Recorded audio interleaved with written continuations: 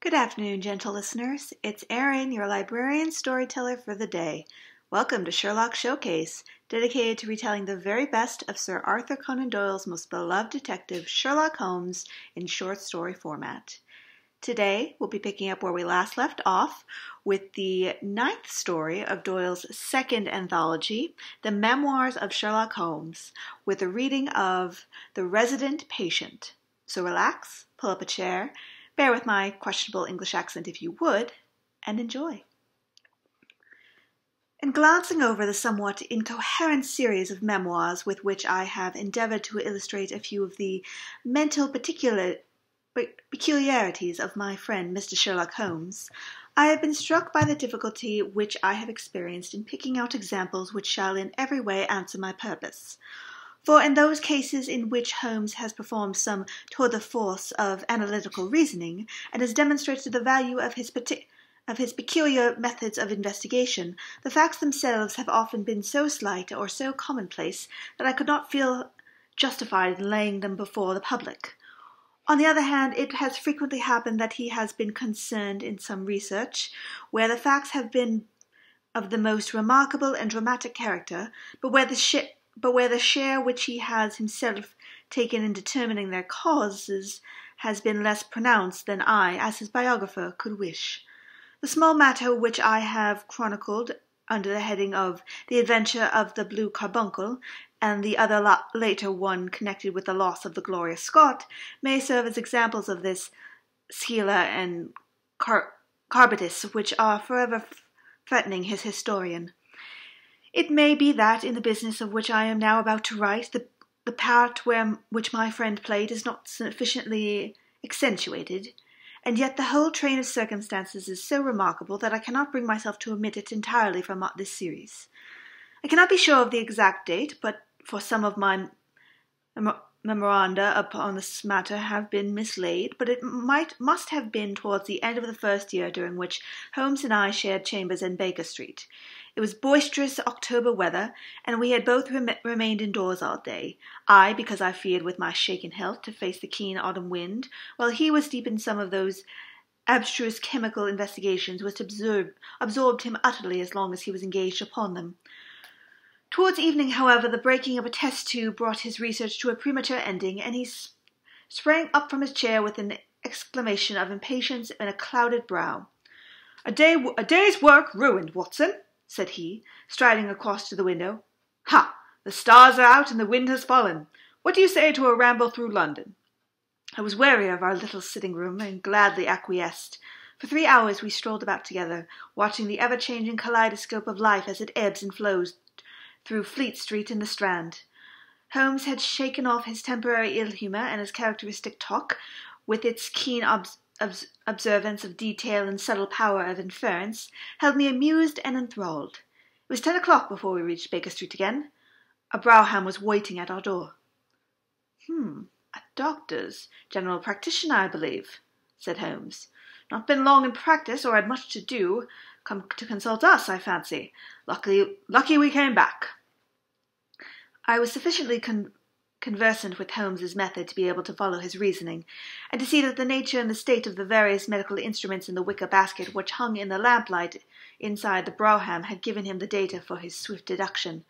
The light in our window above showed that this late visit was indeed intended for us.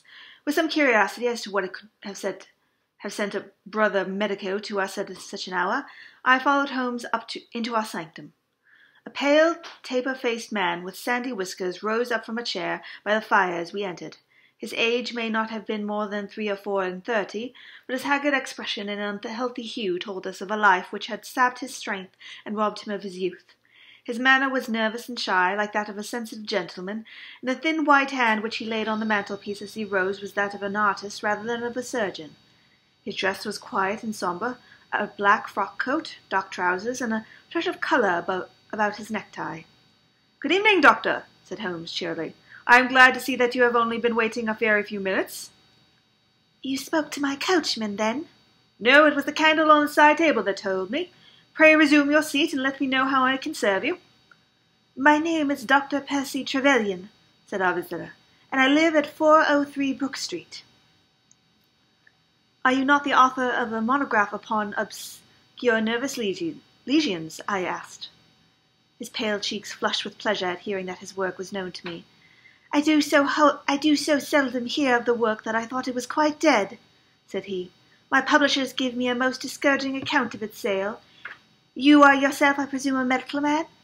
A retired army surgeon. My own hobby has always been nervous disease. I should wish to make it an absolute specialty, but of course a man must take what he can get at first. This, however, is beside the question, Mr. Sherlock Holmes, and I quite appreciate how valuable your time is. The fact is that a very singular train of events has occurred recently at my house in Brook Street, and tonight they came to such a head that I felt it was quite impossible for me to wait another hour before asking for your advice and assistance. Sherlock Holmes sat down and lit his pipe. You are very welcome to both, said he. Pray let me have a detailed account of what the circumstances are which have disturbed you. One or two of them are so trivial, said Dr. Trevelyan, that really I am almost ashamed to mention them. But the matter is so inexplicable, and the recent turn which it has taken is so elaborate, that I shall lay it all out before you, and you shall judge what is essential and what is not. I am compelled to begin with, to say of something of my own college career. I am a London University man, you know, and I am sure you will not think that I am unduly signing my own praises if I say that my student career was considered by my professors to be a very promising one. After I had graduated, I continued to devote myself to research, occupying a minor position in King's College Hospital, and I was fortunate enough to excite considerable interest into my research through the pathology of catalepsy, and finally to win the Bruce Pinkerton Prize and medal by the monograph on nervous lesions, to which your friend has just alluded. I should not go too far if I was to say that there was a general impression of me at the time that a distinguished career lay before me. But the one great stumbling block lay in my want of capital. As you will readily understand, a specialist who aims high is compelled to start in one of a dozen streets in the Cavendish Square quarter, all of which entail enormous rents and furnishing expenses. Besides this preliminary outlay, he must be prepared to keep himself for some years, and to hire a presentable carriage and horse. To do this was quite beyond my power, and I could only hope that by economy I might in 10 years' time save enough to enable me to put me up my plate. Suddenly, however, an unexpected incident opened up quite a new prospect to me. This was a visit from a gentleman by the name of Blessington, who was a complete stranger to me. He came up into my room one morning and plunged into business in an instant. You are the same Percy Trevelyan who has so distinguished himself a career and won a great prize lately, said he. I bowed. Answer me frankly, continued, for you will find it to your interest to do so. You have all the cleverness which makes a successful man. Have you the tact? I could not help smiling at the abruptness of the question. I trust that I have my share, I said. Any bad habits? Not drawn towards drink, eh? Really, sir, I cried. Quite right, that's all right. But I was bound to ask, with all these qualities, why are you not in practice? I shrugged my shoulders. Come, he said in his bustling way. It's the old story. More in your brains than in your pocket, eh? What would you say if I were to start you at Brook Street? I stared at him in astonishment. Oh, it's for my sake, not yours, he cried. I'll be perfectly frank with you, and if it suits you, it will suit me very well. I have a few thousands to invest, as you see, and I think I'll sink them into you. But why? I gasped. Well, it's just like any other speculation, and safer than most. What am I to you, then? I'll tell you. I'll take the house, furnish it, pay the maids, and run the whole place. All you have to do is wear out your chair in the consulting room. I'll let you have pocket money and everything. Then you hand over to me 3/4 of what you earn, and you keep the other quarter for yourself. This was a strange proposal, Mr. Holmes, and which the man in Blessington approached me. I won't weary you with the account of how we bargained and negotiated, and it ended in my moving into the house next Lady Day, and starting in practice on very much the same conditions as he had suggested. He came himself to live with me in the character of a resident patient. His heart was weak, it appears, and he needed constant medical supervision. He turned the 2 best rooms on the first floor into a sitting room and bedroom for himself. He was a man of singular habits, shunning company, and very seldom going out. His life was irregular, but in one respect he was regulatory itself.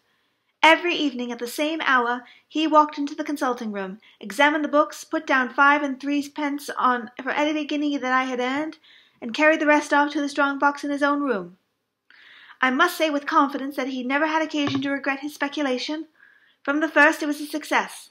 A few good cases and the reputation which I had won in the hospital brought me rapidly to the front, and during the last year or two I have made him a rich man. So much, Mr. Holmes, for my past history and my relations with Mr. Blessington. It only remains for me now to tell you what has occurred to bring me here tonight. Some weeks ago, Mr. Blessington came down to me in, it seemed to me, a state of considerable agitation. He spoke of some burglary which he said had been quite committed in the West End, and he appeared, I remember, to be quite unnecessarily excited about it, declaring that a day should not pass before we should add another stronger bolts to our windows and doors. For a week he continued to be a peculiar state of restlessness, peering continually out the windows and ceasing to take the short walk which had usually been the prelude to his dinner. From his manner it struck me that he was in mortal dread of something or somebody, but when I questioned him about the point, he became so offensive that I was compelled to drop the subject. Gradually, as time passed, his fears appeared to die away, and he had renewed his former habits when a fresh event reduced him to the pitiable state of prostration in which he now lies. What happened was this. 2 days ago I received a letter which I now read to you. Neither address nor date is attached to it. A Russian nobleman, who is now resident in England, it runs, would be glad to avail himself of the professional assistance of Dr. Percy Trevelyan. He has been known for some years as a victim to cataleptic attacks, on which is as well known Dr. Trevelyan is an authority. He proposes to call at about 6:15 tomorrow evening, if Dr. Trevelyan will make it convenient to be at home. The letter interested me deeply because the chief difficulty in the study of catalepsy is the rareness of the disease.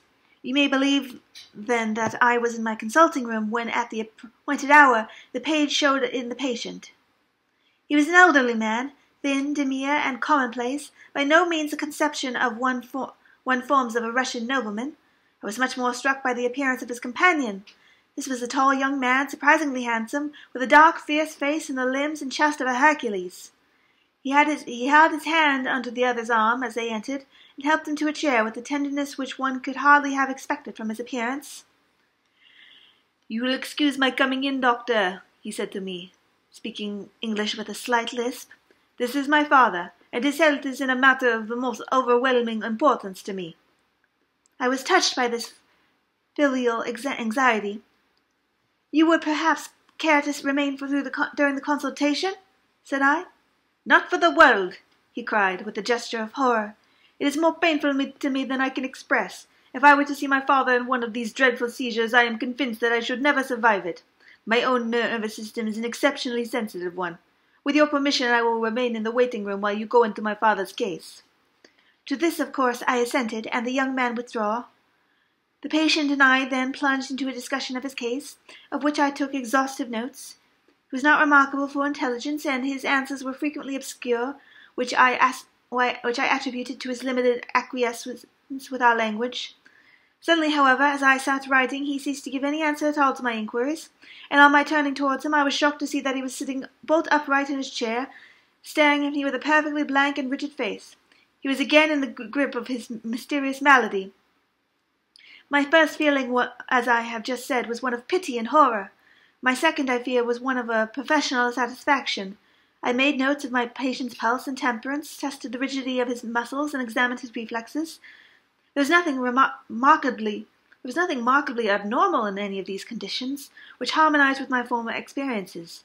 I had obtained good results in such cases by the inhalation of nitre of amyl, and the present seemed an admirable opportunity of testing its virtues. The bottle was downstairs in my laboratory, so, leaving my patient seated on his chair, I ran down to get it. There was some little delay in finding it, 5 minutes, let us say, and then I returned. Imagine my amazement to find the room empty and the patient gone. Of course, my first act was to run into the waiting-room. The son had gone also. The hall door had been closed, but not shut. My page, who admits patients, is a new boy, and by no means quick. He waits downstairs and runs up to show patients out when I ring the consulting-room bell. He had heard nothing, and the affair had remained a complete mystery. Mr. Blessington came out from his walk shortly afterwards, but I did not say anything to him about the subject, for, to tell the truth, I had got in the way of late of holding as little communication with him as possible. Well, I never thought that I should see anything more of the Russian and his son, so you can imagine my amazement when at the very same hour this evening they both came marching into my consulting room just as they had done before. I fear that I owe you a great many apologies for my abrupt departure yesterday, doctor, said my patient. I confess that I was very much surprised by it, said I. Well, the fact is, he remarked, that when I recover from those attacks my mind is always very clouded as to all that has gone before. I woke in a strange room, as it seemed to me, and made my way out into the street in a sort of dazed way when you were absent. And I, said the son, seeing my father pass the door of the waiting-room, naturally thought that the consultation had come to an end. It was not until we had reached home that I began to realize the true state of affairs. Well, said I, laughing, there's no harm done, except that you puzzled me terribly.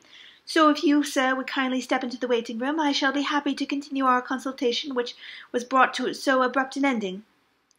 For half an hour or so I discussed the old man's symptoms with him, and then, having prescribed for him, I saw him go off on the arm of his son. I have told you that Mr. Blessington generally chose this hour of the day for his exercise. He came in shortly afterwards and passed upstairs. An instant later I heard him running down, and he burst into my consulting room, like a man who is mad with panic. "Who has been in my room?" he cried. "No one," said I. "It's a lie!" he yelled. "Come up and look." I passed over the grossness of his language, as he seemed half out of his mind with fear. When I went upstairs with him, he pointed to several footprints upon the light carpet. "Do you mean to say that those are mine?" he cried. They were certainly very much larger than any which he could have made, and were evidently quite fresh. It rained hard that afternoon, as you know, and my patients were the only people who called. It must have been the case, then, that the man in the waiting-room had some unknown reason, while I was busy with the other, ascended to the room of my resident patient. Nothing had been touched or taken, but there were footprints to prove that the intrusion was an undoubted fact. Mr. Blessington seemed more excited over the matter than I should have thought possible, though, of course, it was enough to disturb anyone's peace of mind. He actually sat crying in his armchair, and I could hardly get him to speak coherently. It was his suggestion that I should come round to you, and of course I at once saw the propriety of it, for certainly the incident is a very singular one, though he appears to completely overrate its importance. If you'd only come back with me in my brougham, you would at least be able to soothe him, though I can hardly hope that you will be able to explain this remarkable occurrence." Sherlock Holmes had listened to this long narrative with an intentness that showed that his interest was keenly aroused. His face was as impassive as ever, but his lids had dropped more heavily to his face, and his smoke had curled up more thickly from his pipe to emphasize each curious episode of the doctor's tale. As our visitor concluded, Holmes sprang up without a word, handed me my hat, picked up his own from the table, and followed Dr. Trevelyan out the door. Within a quarter of the hour we had been dropped off at the door of the physician's residence in Brook Street, one of those sombre, flat-faced houses which one associates with a West End practice. A small page admitted us, and we'd begun at once to ascend the broad, well-carpeted stair. But a singular interruption brought us to a standstill. The light at the top was suddenly whisked out, and from the darkness came a reedy, quavering voice. "I have a pistol!" it cried. "I give you my word that I'll fire if you come any nearer." This really grows outrageous, Mr. Blessington," cried Dr. Trevelyan. "Oh, but then it is you, doctor," said the voice, with a great heave of relief. "But those other gentlemen, are they what they pretend to be?" We were conscious of a long scrutiny out in the darkness. Yes, all right," said the voice at last. "You can come up, and I am sorry if my precautions have annoyed you." He relit the stair gas as he spoke, and we saw before us a singular-looking man whose appearance, as well as his voice, testified to his jangled nerves. He was very fat, but had apparently at some time been much fatter, so that his skin hung about his face in loose pouches, like the cheeks of a bloodhound.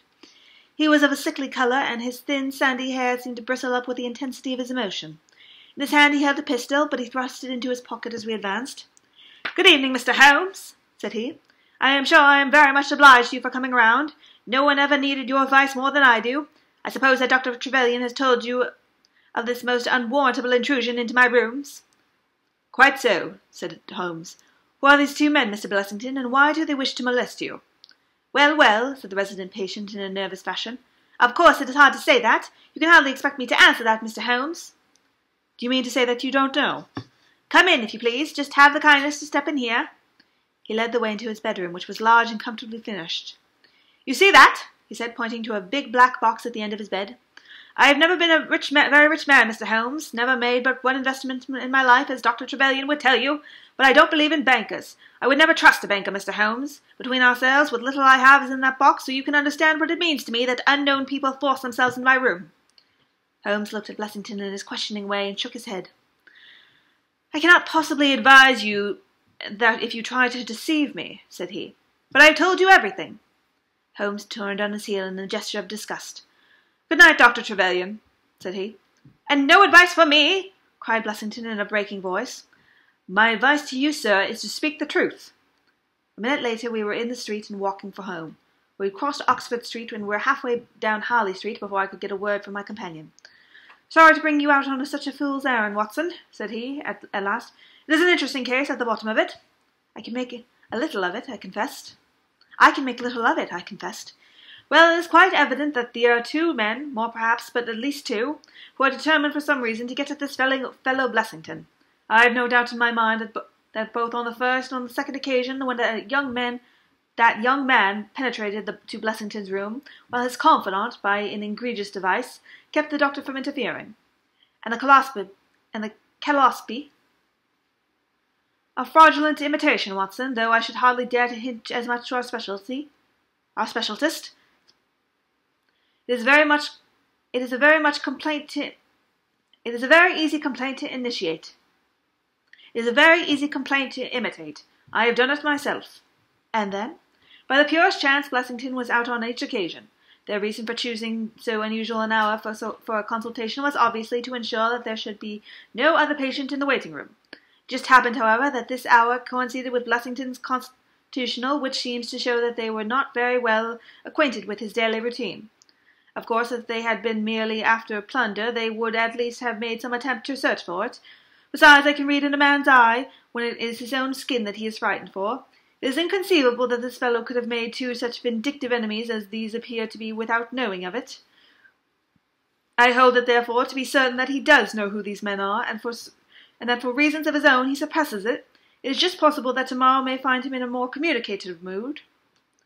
Is there not one alternative? I suggested. Grotesquely improbable, no doubt, but still just as conceivable. Might the whole story of the cataleptic Russian and his son be a concoction of Dr. Trevelyan's, who has, for his own purposes, been in Blessington's room? I saw on the gaslight that Holmes wore an amused smile at this brilliant departure of mine. My dear fellow, said he, it was one of the first solutions which occurred to me, but I was soon able to corroborate the doctor's tale. This young man has left prints upon the stair door which made it quite superfluous to me to ask to see those which he had made in the room. When I tell you that his shoes were square-toed instead of being pointed like Blessington's, and were quite an inch and a third longer than the doctor's, you will acknowledge that there can be no doubt as to his individuality. But we may sleep on it for now, for I shall be surprised if we do not hear something from Brook Street in the morning. Sherlock Holmes' prophecy was soon fulfilled, and in a dramatic fashion.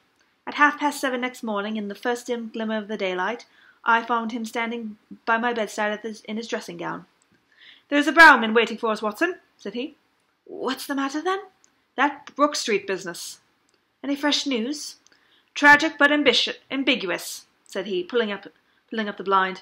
Look at this. A sheet from a notebook with, "For God's sakes, come at once. P.T. scrawled on it in pencil. Our friend the doctor was hard to put it when he wrote this. Come along, my dear fellow, for it's an urgent call." In a quarter of an hour or so we were back at the physician's house. He came running out to meet us with a face of horror. "Oh, such business!" he cried, with his hands to his temple. "What then?" "Blessington has committed suicide!" Holmes whistled. "Yes, he has hanged himself during the night." We had entered, and the doctor had preceded us into what was evidently his waiting room. "I really hardly know what I am doing," he cried. "The police are already upstairs. It has shaken me most dreadfully." When did you find it out?" "He has a cup of tea taken in to him early Early every morning. When the maid entered about 7, there the unfortunate fellow was, hanging in the middle of the room.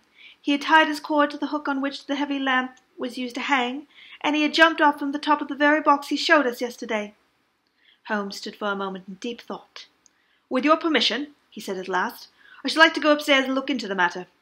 We both ascended, followed by the doctor. It was a dreadful sight which met us as we entered the bedroom door. I have spoken of the impression of flabbiness which this man Blessington conveyed. As he dangled from the hook, it was exaggerated and intensified until he was scarce human in his appearance. The neck was drawn out like a plucked chicken's, making the rest of him seem the more obese and unnatural by the contrast. He was clad only in his long nightdress, and his swollen ankles and ungainly feet protruded starkly from beneath it. Beside him stood a smart-looking police inspector who was taking notes in his pocket-book. "Ah, Mr. Holmes," said he as my friend entered. "I am delighted to see you." "Good morning, Lena," answered Holmes. "You won't think me an intruder, I am sure. Have you heard of the events which led up to the affair?" "Yes, I have heard something of them." "Have you formed an opinion?" "As far as I can see, the man has been driven out of his senses by fright. The bed has been well slept in, you see. There's his impression deep enough. It's about 5 in the morning, you know, that suicides are most common. That would be about his time for hanging himself. It seems to have been a very deliberate affair." "I should say that he has been dead for about 3 hours, judging by the rigidity of his muscles," said I. "Notice anything particular about the room?" said Holmes. "Found a screwdriver and some screws on the wash-hand stand. Seems to have smoked heavily during the night, too. Here are 4 cigar ends that I picked up out of the fireplace." Said Holmes. "Have you got his cigar holder?" "No, I have seen none." "His cigar case, then?" "Yes, it was in his coat pocket." Holmes opened it and smelled the single cigar which it contained. "Oh, this is a Havana, and those others are cigars of the peculiar sort which are imported by the Dutch from their East Indian colonies. They are usually wrapped in straw, you know, and are thinner for their length than any other brand." He picked up the 4 ends and examined them with his pocket lens. "2 of these have been smoked from a holder, and 2 without," said he. 2 have been cut by a not very sharp knife, and 2 have the ends bitten off by a set of excellent teeth. This is no suicide, Mr. Lanner. It is a very deeply planned and cold-blooded murder." "Impossible!" cried the inspector. "And why? Why should anyone murder a man in so clumsy a fashion as by hanging him?" "That is what we have to find out." "How could they get in?" "Through the front door. It was barred in the morning. Then it was barred after them." "How do you know?" "I saw their traces. Excuse me a moment, and I may be able to give you some further information about it." He went over to the door and turning the lock, he examined it in his methodical fashion. Then he took out the key, which was on the inside, and inspected that also. The bed, the carpet, the chairs, the mantelpiece, the dead body, and the rope were each in turn examined, until at last he professed himself satisfied, and with my aid and that of the inspector, cut down the wretched object and laid it reverently under a sheet.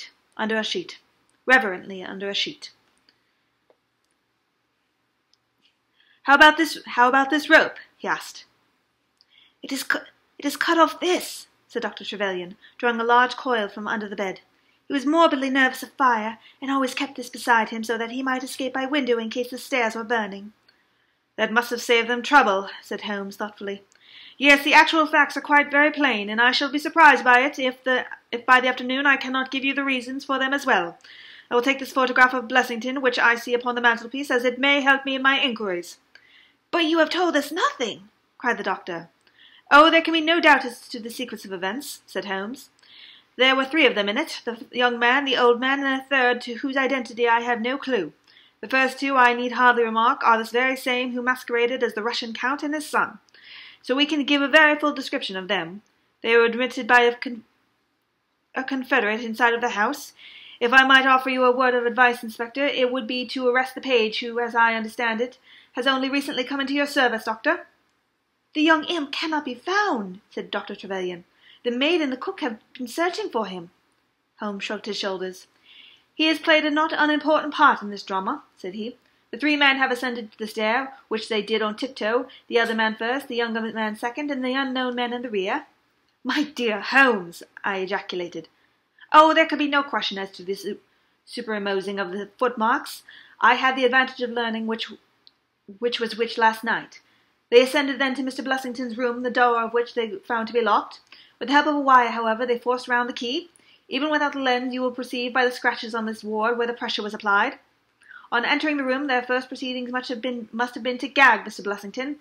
He may have been asleep, or he may have been so paralyzed with terror as to have been unable to cry out. These walls are thick, and it is conceivable that his shriek, if he had time to utter one, was unheard. Having secured him, it is evident to me that a consultation of some sort was held. Probably it was something in the nature of a judicial proceeding. It must have lasted for some time, for it was then that these cigars were smoked. The older man sat in that wicker chair. It was he who used the cigar-holder. The younger man sat over yonder. He knocked his ash off against the chest of drawers. The third man paced up and down. Blessington, I think, sat upright in the bed, but of that I cannot be absolutely certain. Well, it ended by their taking Blessington and hanging him. The matter was so prearranged that it is my belief that they brought with them some sort of block or pulley which might serve as a gallows. That screwdriver and those screws were, as I can see, for fixing it up. Seeing the hook, however, they naturally saved themselves the trouble. Having finished their work, they made off, and the door was barred behind them by their confederate. We had all listened with the deepest interest to the sketch of the night's doings, which Holmes had deduced from signs so subtle and minute that even when he had pointed them out to us, we could scarcely follow him in his reasonings. The inspector hurried away on the instant to make inquiries about the page, while Holmes and I returned to Baker Street for breakfast. "I'll be back there before 3, said he, when he had finished our meal. "Both the inspector and the doctor will meet me here at that hour, and I hope by that time to have cleared up any obscurity to which the case might still present." Our visitors arrived at the appointed time, but it was 3:45 before my friend put in an appearance. From his expression as we entered, however, I could see that all had gone well with him. "Any news, Inspector?" We have got the boy, sir." "Excellent, and I have got the men." You have got them! You have got them!" we cried all three. "Well, at least I have got their identity. This so-called Blessington is, as I expected, well known at headquarters, and so are his assailants. Their names are Biddle, Hayward, and Moffat." The Worthington Bank gang!" cried the inspector. "Precisely," said Holmes. "Then Blessington must have been Sutton." "Exactly," said Holmes. "Why, that makes it clear as crystal," said the inspector. But Trevelyan and I looked at each other in bewilderment. "You must surely remember the great Worthington Bank business," said Holmes. 5 men were in on it, these 4 and a 5th called Carl Wright. Tobin, the caretaker, was murdered, and the thieves got away with £7,000. This was in 1875. They were all 5 arrested, but the evidence against them was by no means conclusive. This Blessington, or Sutton, who was the worst of the gang, turned informer. On his evidence, Cartwright was hanged, and the other 3 got 15 years apiece. When they got out the other day, which was some years before their full term, they set themselves, as you perceive, to hunt down the traitor, and to avenge the death of their comrade upon him. Twice they tried to get at him, and failed. A 3rd time, you see, it came off. Is there any further that I can explain, Dr. Trevelyan?" "I think you have made it all remarkably clear," said the doctor. "No doubt the day on which he was so perturbed was the day that he read of their release in the newspapers." "Quite so. His talk about a burglary was the merest blind." "But why could he not tell you this?" "Well, my dear sir, knowing the vindictive character of his old associates, he was trying to hide his own identity from everybody as long as he could. His secret was a shameful one, and he could not bring himself to divulge it. However wretched he was still living under the shield of British law, and I have no doubt, Inspector, that you will see that, though the shield may fail to guard, the sword of justice is still there to avenge." Such were the singular circumstances in connection with the resident patient and the Brook Street doctor. From that night nothing had been seen of the 3 murderers by the police, and it surmised at Scotland Yard that they were among the passengers of an ill-fated steamer Noracrenia, which was lost some years ago, with all hands upon the Portuguese coast, some leagues to the north of Oporto. The proceedings against the page broke down for want of evidence, and the Brook Street mystery, as it was called, has never, until now, been fully dealt with in any public print. That's all for today, gentle listeners. Thank you so much for joining me, and tune in next time for the next installment into our series. Have a wonderful rest of the day, be well, and I shall see you very soon. Goodbye.